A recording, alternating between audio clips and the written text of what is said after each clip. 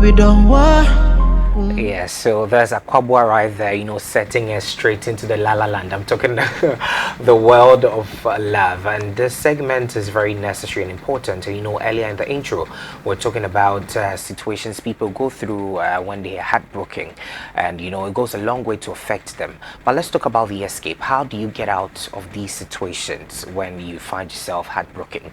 So right here in the studios, we're going to have a conversation with, you know, a lady who has found herself in this space, ensuring that this situation is solved and kept. So I'm talking about Lizette Berry. She is a brain fitness coach, founder, Brain Fitness Center Africa. So she's our guest for the segment, and I'm not doing this alone. I have my co-host right here with me, Rama. Yeah, interesting topic as well. And once again, you're welcome. Thank you. Lizette Berry. You know, talking about heartbreak, I think it's something that has been happening to a lot of people. And how are they supposed to get out of it? What are they supposed to do? The processes. A lot of people don't know these stuff. So having you here, we're very privileged and we're excited to fish out all of these information out of you. Let me just say that I love your look as well. Oh, thank I've been you. loving your Purple, purple, floral. It's going. You're looking good. Thank you so much. Yeah. So you're welcome again. Thank you. So we're talking about how to get out of a heartbreak real quick, because sometimes we just don't want to stay for long. Yeah. It's very draining and all that. But let's pick a first question. Run us through the emotional stages. I know we have stages we go through during this period. Yeah.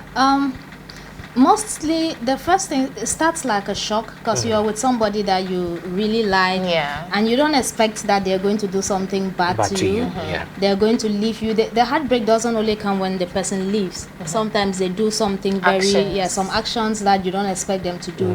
They treat you really badly and it hurts. So there's that shock, like how can this person who loves me or who says that they love me do this to me? So the shock, it can put you in a state where you can't think, like why? What's this happening?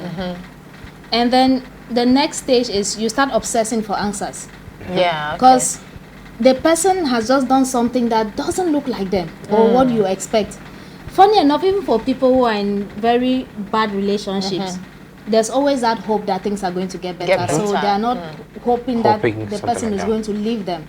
So they're obsessing for answers, and they are not maybe meeting this person to ask them. They're asking themselves these questions, like what is wrong with me? Why would this person leave me? And the bigger problem with this is we idolize the person. You don't think of the person as a problem. You like, they're the star of your show. They hurt you, and you want them. So you're asking yourself all these questions. And the next stage is a denial. Like, you just don't want to accept it's not over. It's really not over. Maybe someone is deceiving this person. Maybe someone has told some lies about me. This person really can't leave. They'll be back. And then you wait for some time and you see that they're not really coming back. And those things that you used to enjoy from the person, you're now missing them. So it just turns into sadness, sorrow, and a bad mood that affects everything else. You go to work, you don't show up as the same happy person that you used to be. You go to school and you're angry at everybody, you're angry at your teachers.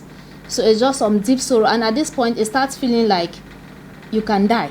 People feel like they can actually lose their lives when it's too painful. And then there's the relapse, like because the pain is so much, you feel like, okay, let me go beg this person. Let me do whatever they want me to do. And sometimes you will do some demeaning things to yourself because you want to get this person back. You're begging them, and you look for convincing things to do. What this person probably likes, even if it's something that will hurt you, just because you want them back. You don't want to keep feeling that pain. And if after that stage nothing happens, then it just goes to anger. I see. And it's funny because most often we don't even get angry at the person because, again, remember, they are like the star in our show. So you get angry at probably the person they are dating, another person they've moved on with, or the friends who have not convinced him to come back to you or convinced her to come back to you. You get angry at the people around you. And after that, if it's still not working, and usually this might take a long time, and then you get to the point where you see that, okay, it's been very hurtful, I've done all of these things, but I'm not actually dying. I'm still living without this person. And then you're like, okay, maybe this is really done. Maybe this is really over. So that's acceptance. You come to that point where you're like, okay, this is it. And then even though your heart still hurts, the heart is always very hopeful because there are warm things around us all the time. So some activities and then you start to heal. And now the problem is for some people this process is too long. Some people will go through it in a week, in a month, and there are others that it can take them years. Years. Yeah.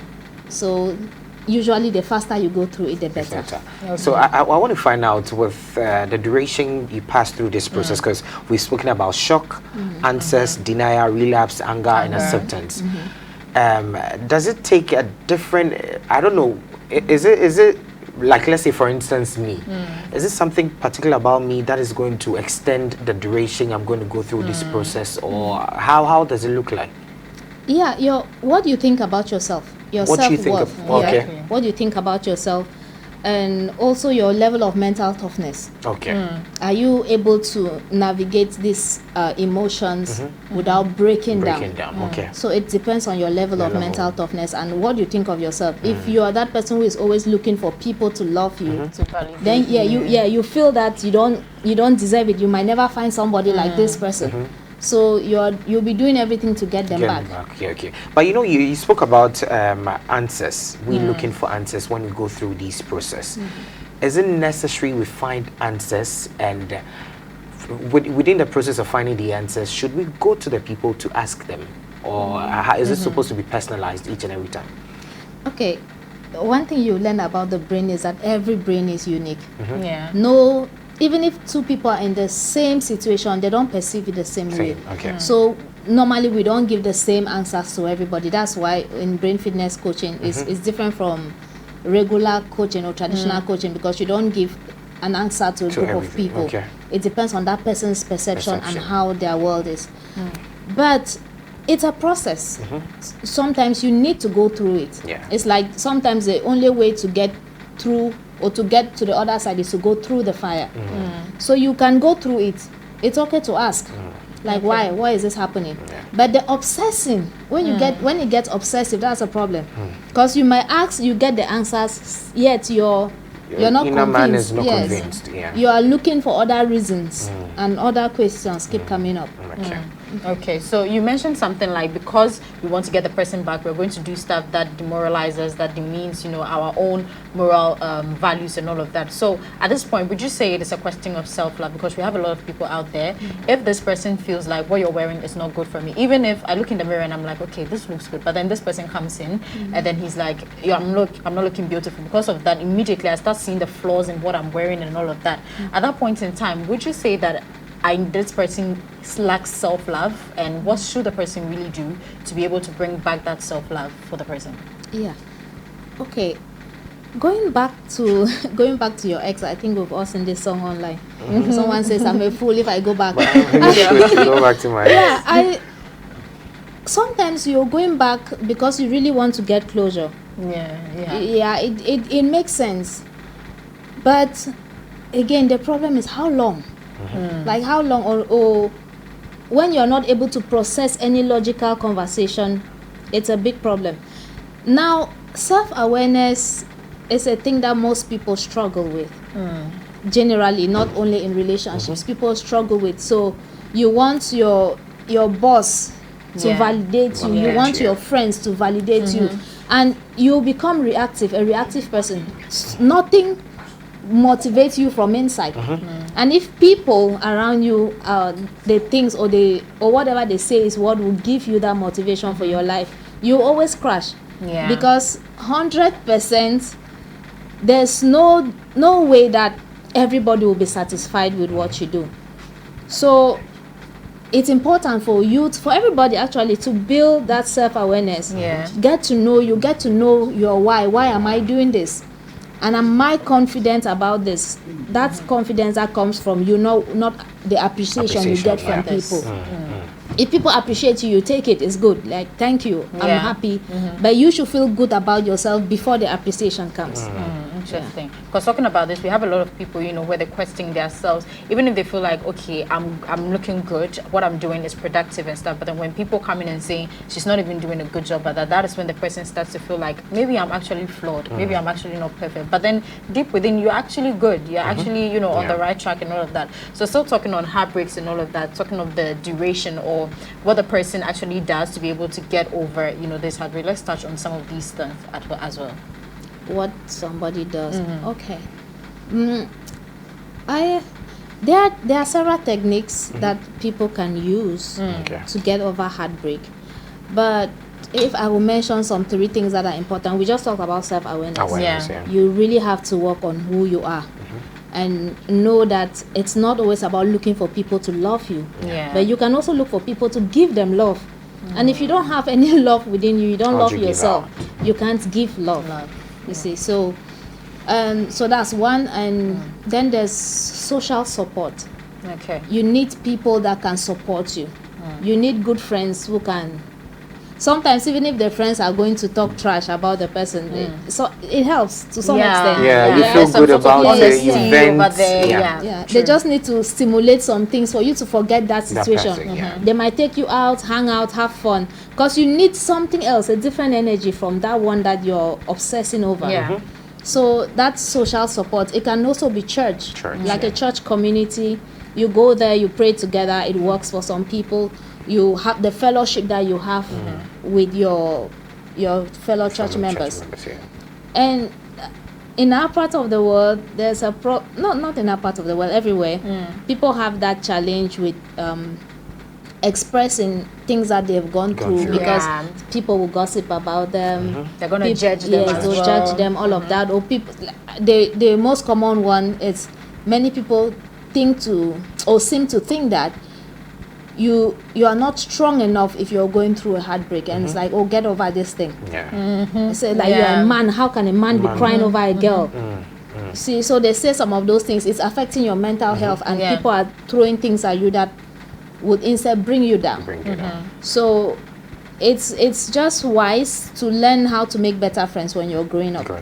And in case you don't really have good friends that you know that you can talk to, there are some social communities now that that mental health is a thing, or that they deal with stuff like this. Our organization does some things like that. So like we have stuff for hyper intelligent people. It's a strange one because everybody always thinks that hyper intelligent people have everything going on for them, like you excel in exams in school, you're good at work, but they have other things, and it's a group that is really isolated. So sometimes we have the support groups for them to help them deal with some things. So things like that, you can join that community. And professional help, I think I can classify it under this as well. Professional help. But I want to find out from you. You working within the sector, day in, day out, you have people walking into your firm. We need help, Lisette. We need help and all that. And recently in the news, we were here in Ghana, I'm told mental health is on the rise. People are being depressed. People are breaking down and all that. But looking at the data, statistics and all that, do you think most of these things, they are getting solutions out of these firms and societies they are joining? Honestly, it's more of a talk thing. People don't really go for help. They don't. Yeah, so there are few people who are coming up for help.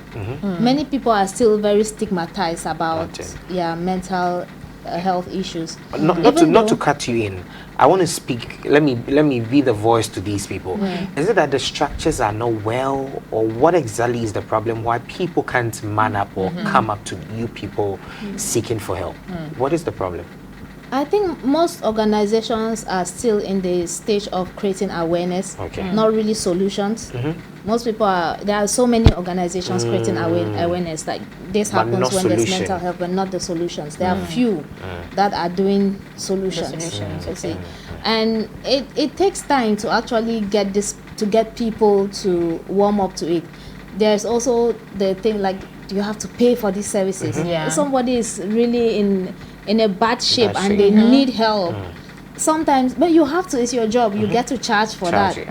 But some people can't pay, some people feel stigmatized.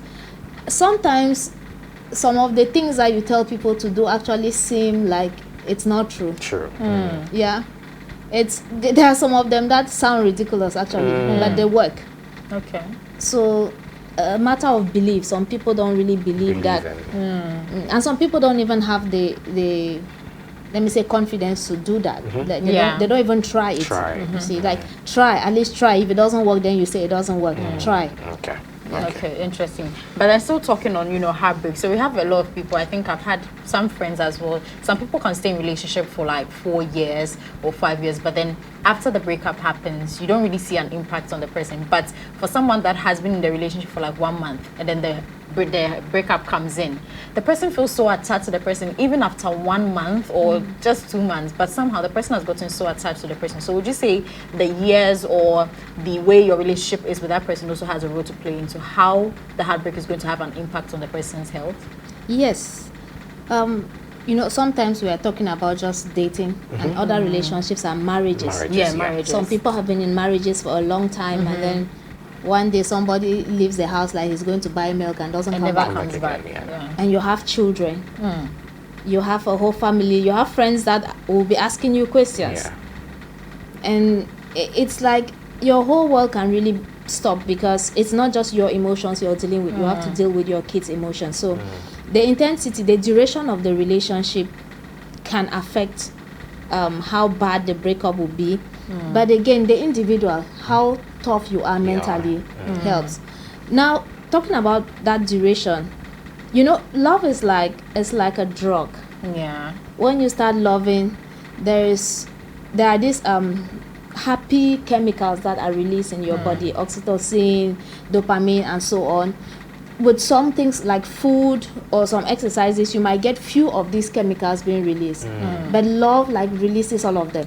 So you are always on a high. If you are really in love, it's like you are high, similar to the high that you get from weed. And if this person you are with is really sweet and nice, you become addicted. Not just with the behavior, it's something that is happening, like chemical changes in your body. You become addicted, that when they don't call you the time they were supposed to call you, your brain starts needing that. And so you start feeling hurt. So when somebody suddenly gets up and leaves your life, especially if you've been addicted to them for a very long time, so it's like they cut off the supply of those chemicals all at once, like a withdrawal. It's just gone. The chemicals drop, and the next thing is the chemical that is responsible for stress and depression rises. The cortisol, it rises so bad. See, when you say love it's about chemistry, it's really chemistry.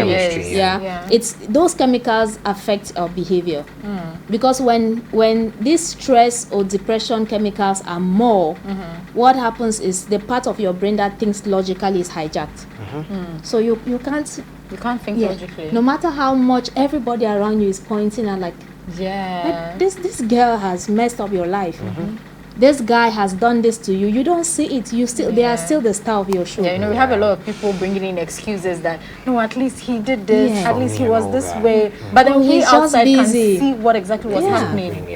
But I want us to put a case study here. Let's talk about, no disrespect to Will Smith and Jada. Recently, we are seeing them in the news, and it looks like one party doesn't want to let go. That is Will Smith. He's still insisting, Jada has been my friend in the past, and she's been of help to me and all that. But we have Jada also coming in, throwing shades and saying all sort of things. Let's talk about that party. Let's talk about Will Smith. He going through that process. Is it like he's still not over the lady? Say he's in denial. He's in denial, or he still wants that friendship regardless of them going separate ways? See, celebrity life is something, it's very tricky. Okay. Because what is put out there is not usually all that it is. So it's difficult for us to actually sit back and make clear judgments. But if there's been some news in the past, like Will Smith went through a certain challenge with his family, and he made up his mind that he's never going to get divorced. So based on how he took that decision at the time, it's probably a very strong commitment in his heart. sometimes it's like you take a bond with yourself. It's like a pact that this is never going to happen, and your mind is hardwired to that. So whatever is happening, you are not able to change your mind. Even if it's hurting you, he's not able to change his mind. That's what I would think. And I think he's also gone through it for a while. That he maybe finds ways to navigate the whole situation. And again, right now we are seeing Jada's part, but there's been time when Will Smith has done some crazy things. So it's like both ways. So I would think that if people are open to an open relationship, then they are ready to take any kind of thing. Okay. All right. So I want to find out, snapping out from heartbreaks. Where let's take the two sides. I know we have people who are legally married, you know, they've started a family, they have everything they do, and also we have the boyfriend girlfriend thing where we're trying to know ourselves and moving into a relationship. With this two, which one would you say, when you go through a heartbreak, is quicker to snap out? Is it a marriage or is it the dating, like the relationship thing? The dating should be easier to snap out. It should be. But those people are going mad. But is it really easy? It's not, because especially when people are still at the dating stage, probably they are really young and they've not learned through experience to be tough. Maybe people who have been in marriage for a long time may have learned how to be tough. But it's harder because this is a bond you have with this person. This person is supposed to be your partner. And it's really weird these days how I think all of us have been asking that question. How do people go from I love you, I can die for you, to killing the person? I love you, I can die for you, to sabotaging the person's life. It's a whole mess. Like when those chemicals are running in your brain, you really don't have logical thinking until they do something bad, and then they wake up and like, okay, what did I do? You see, so we have to learn how to manage those reactions in our body. Okay. And then still touching on, how these people are able to move from I love you so much to I hate you so much and all of that. As you said, it's very, very interesting, because at that point, the person has given his or her all to that person, but then I have someone coming in saying something like, when you're moving into a relationship, you should give 90% to yourself and 10% to that person. At that point, wouldn't you say that you're rather putting the relationship at stake? It might not stand strong, because if you're giving 90% to yourself and 10 to your relationship, aren't you also putting the relationship at stake? But then you also want to protect your heart from heartbreak and all of that. So in this scenario, how would you say we should balance what we give ourselves and what we also give to our partners? Okay, true love really has no fear. True love has no fear. It's, if you are in the right place, it will make sense to go in 100%. If you're in the right place. The problem is sometimes you're on your journey, you're working, you're doing things for yourself, and the other person is not trying. So that problem can come in. So instead of becoming partners, you're becoming competitors with each other. But if you are not ready, sometime last year we're reading a book says I Kiss Dating Goodbye. Because like there are a lot of people who are getting into relationships without knowing what it is. Because I mean, everybody in school is doing it. Or I know that when you get to a certain age, it's okay to start feeling something. But you don't know who you are. You don't know what you even need from somebody.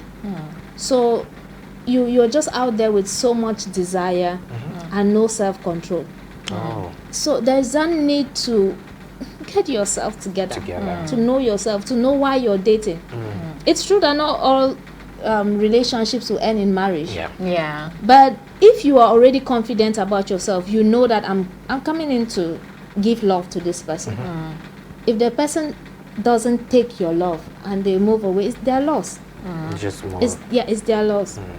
And when I'm saying this, sometimes it sounds to people like it's impossible. I've been there. I've been in places where I would think that people have really wronged me. But after knowing the things that I know now and learning how to practice some things, I'm wondering what I was thinking when I told those people I loved them, because I lied. I didn't know what love was. I didn't know. Right now, it's just a very pure feeling. It's something that is so good. Even if I love somebody so much, it really doesn't break me down if they don't love me back. I'm happy to see them happy. It's a reality you can get there, that you're happy to see this person happy, even if it's not with you. Just because you are able to control your thoughts, you control your thoughts, control the chemicals in your body, and have a level of mental toughness that you can think about things logically. Okay. You know, there's a term I use personally that I like to live in moments. Although I'm very calculative about things and all that.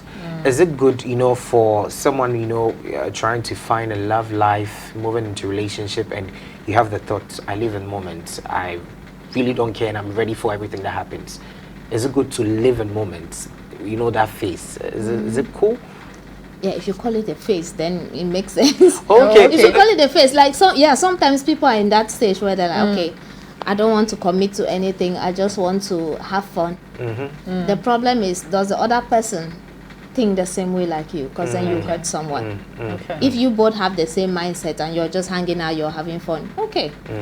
Okay. But if you might be living in the moments, having your fun, knowing that this won't take you anywhere, and the person is giving in their all, so now you're hurting the other person. Okay, so it's either let's put it this way as well.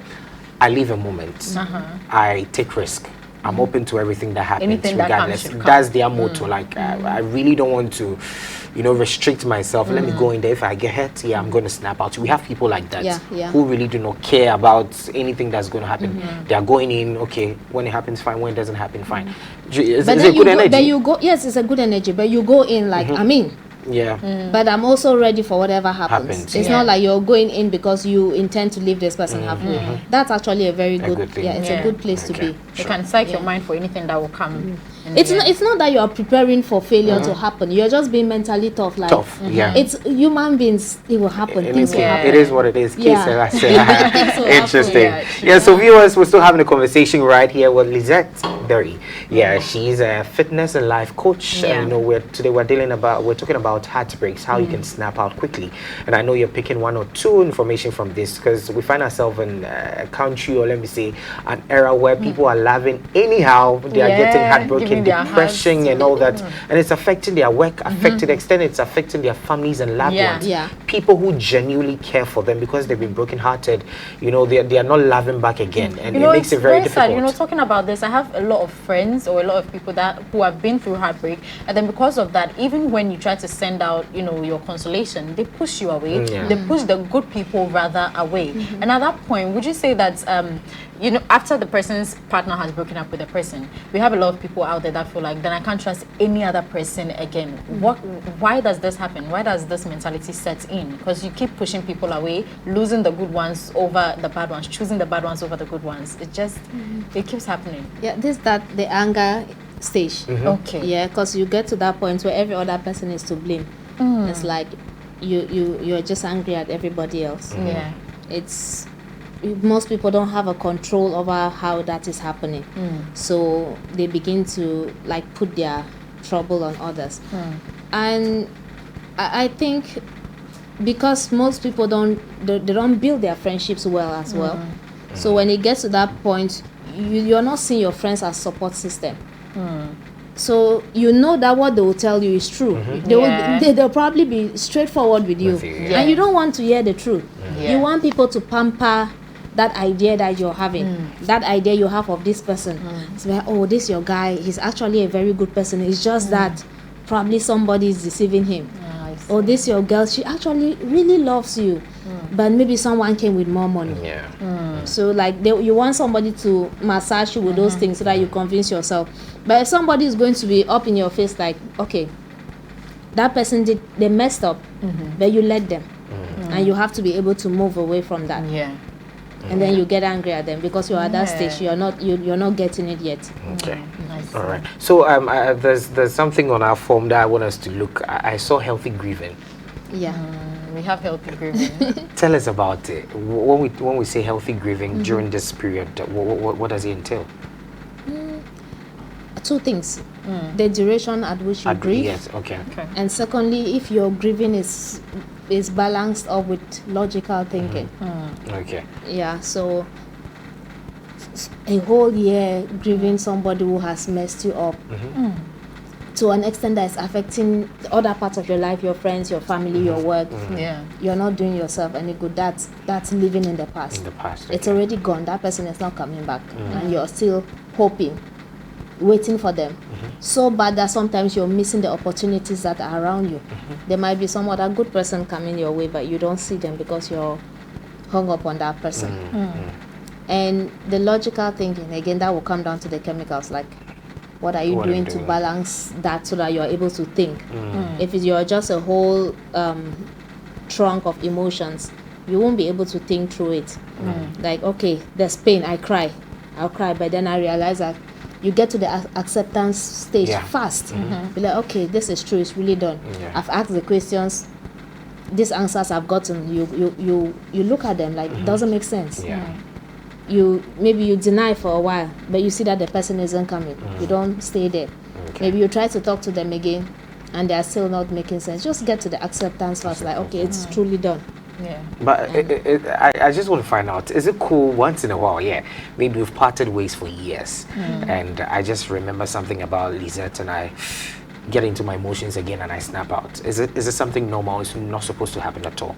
It's normal, it happens, but it's something that should be controlled, because most often nothing good comes from it.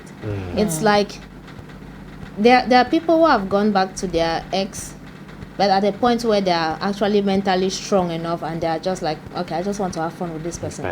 Maybe I like the way we used to be, and just something, I don't know, socially, like you go under, your emotions are not in it in a way that might harm you. That happens. And then, but going back to the person, like you still need them, it's not good. Once in a while there are a few stories that people get back to their exes and it's fine. In some cases, when you realize that you were the toxic person and you've worked on yourself, and then you go back, although the other person is at risk now because they don't know if you've actually changed.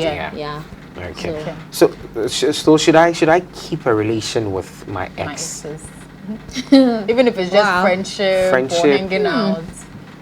Because we have a lot of people, some of them will be like, I'm never going to be friends with my ex again, but others are like, it's normal, we can be friends again. But then what are the implications it's going to have on your relationship after? That's a very tricky one. Again, based on the individual, there are things that you would just say, no, don't do it. Because you know how easy it is for you to lose control of yourself. Sometimes there are some exes that, there are people who date and they never have sex. Like the relationship didn't go to that extent.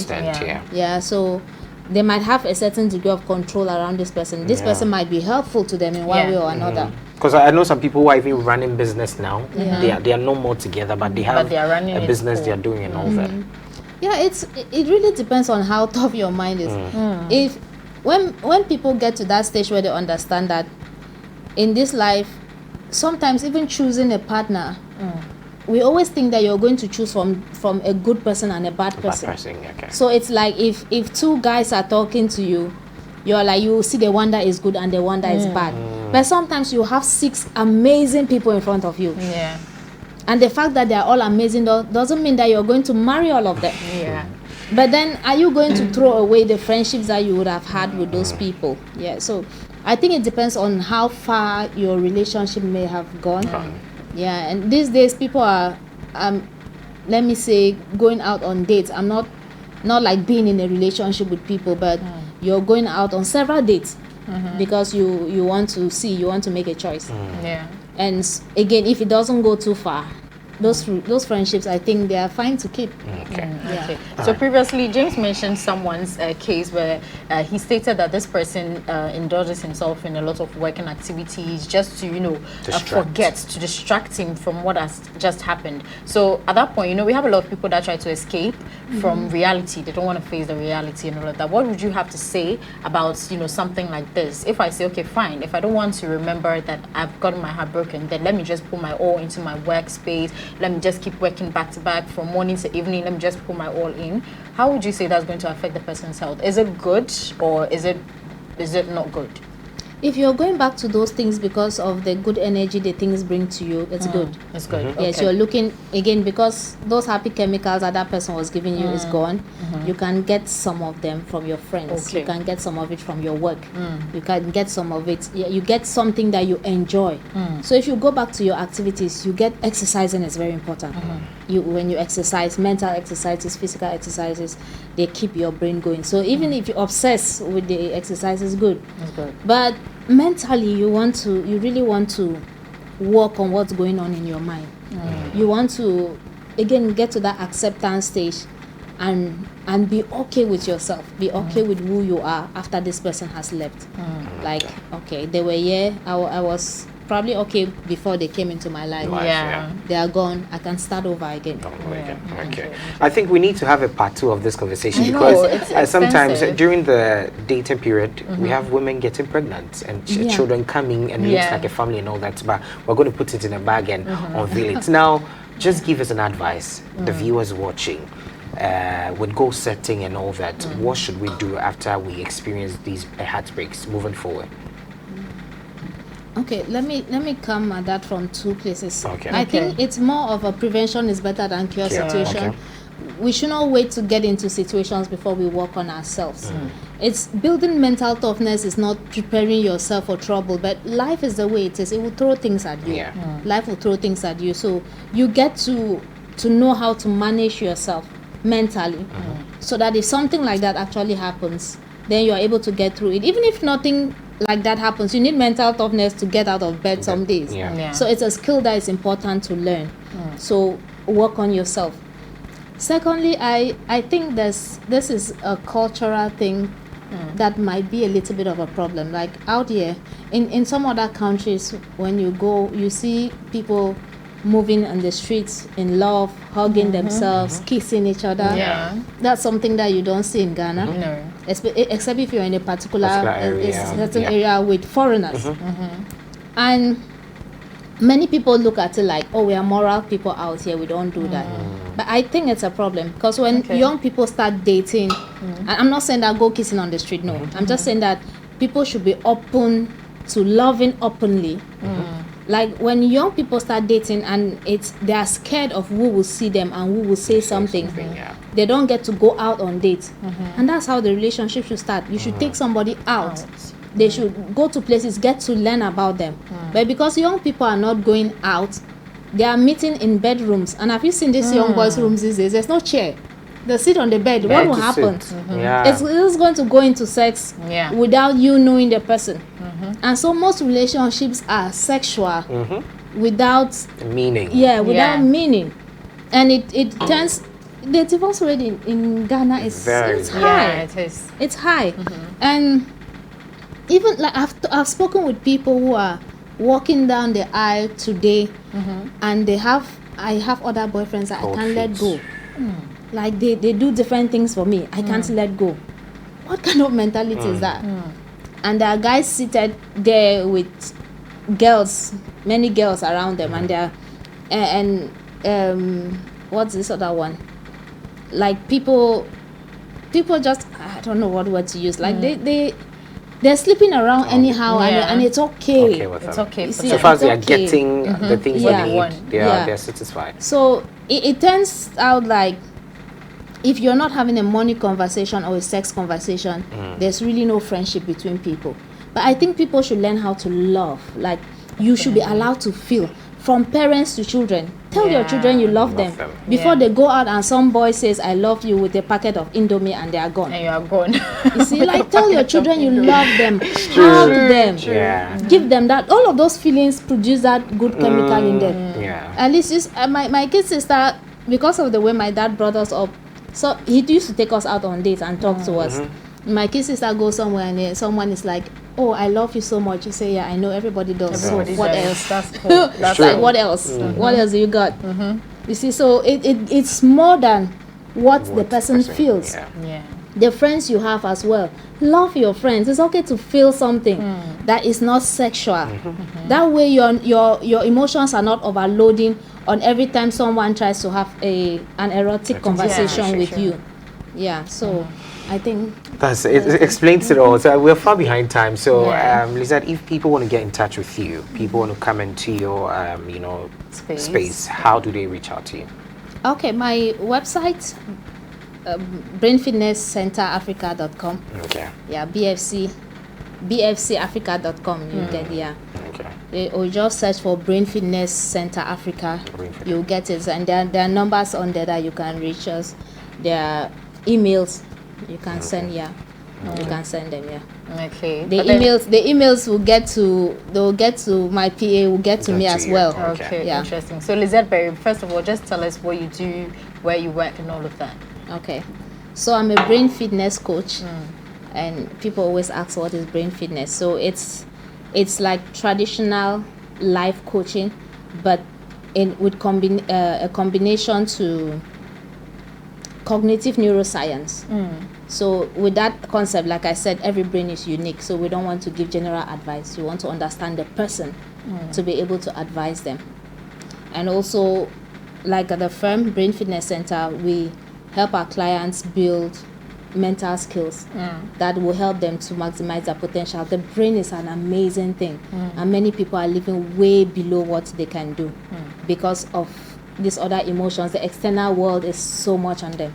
So we just help people shut out that distraction and go back into who you really are and live up to that potential.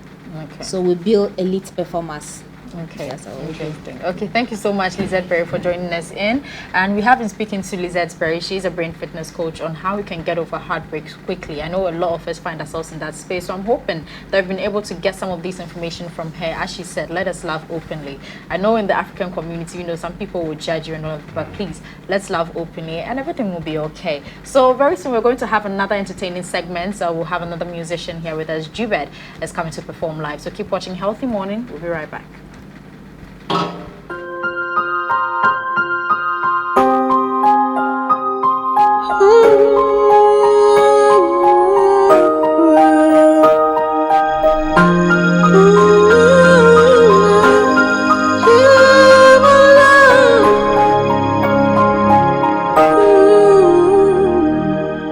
She dey give me everything I want. She just dey buy me everything I need.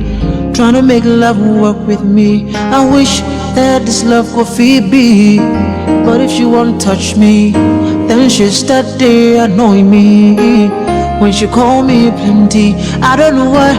Then she start to bore me. Oh me, I know say there's no